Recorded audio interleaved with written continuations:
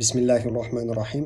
Qur'oni Karimning Baqara surasining 281-oyatida Allohga qaytariladigan kuningizdan qo'rqing. So'ngra har bir jon qilganiga yarasha to'liq oladur. Ularga zulm qilinmas deb marhamat qiladi. Bu oyatda yana bir bor taqvoga va qiyomat kuniga qo'rqishga da'vat qilinyapti.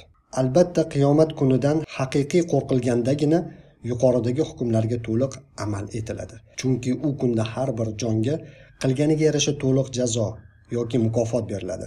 Hech kimga zulm qilinmaydi. Hech kimni qilgan amali kamaytirib yoki ko'paytirib qo'yilmaydi.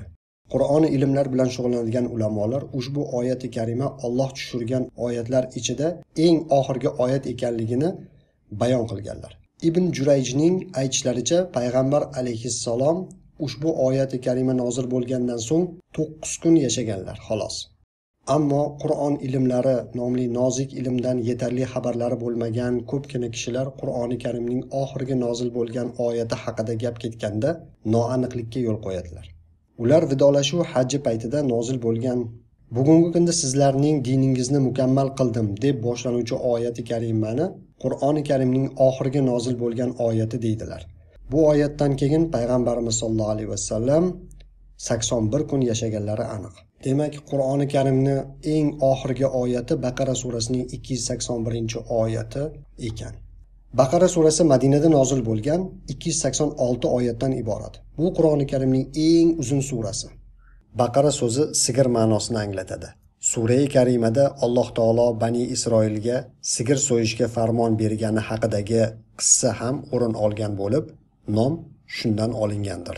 Bu sura payg'ambarimiz sollallohu alayhi vasallamning Makka mukarramadan Madina munavvaraga hijrat qilganlaridan keyin tushgan birinchi suradir.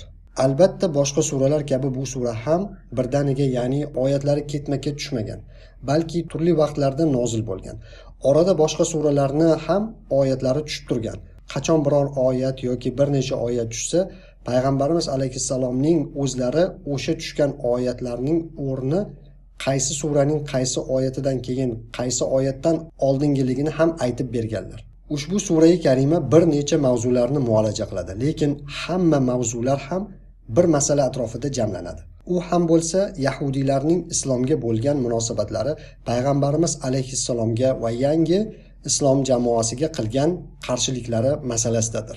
Shuningdek, yahudi va munofiqlarning hamda mushriklarning islomga qarshi olib borgan dushmanchiliklari, buning muqobilida yosh islom jamiyatining shakllanishi, yer yuzida Allohning xalifasi bo'lish uchun tayyorlanish jarayonlari hikoya qilinadi.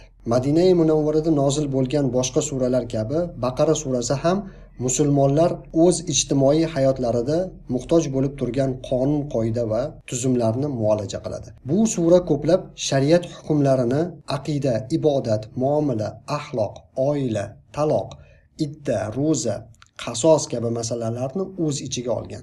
Musulmonlar o'z jamiyatlarini endigina qura boshlaganlari uchun surada ularga ilohiy hayot tarzi o'rgatilgan.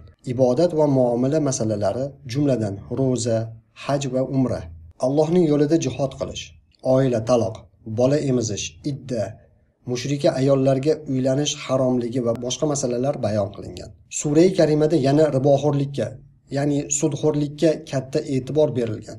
Uning haromligi va oqibati yomonligi ta'kidlangan. So'ngra qiyomat kuni dahshatlari zikr qilinadi va nihoyat sura oxirida mu'minlarni tavba qilishga, Allohga doimo tazarruda bo'lishga chaqiriq keladi.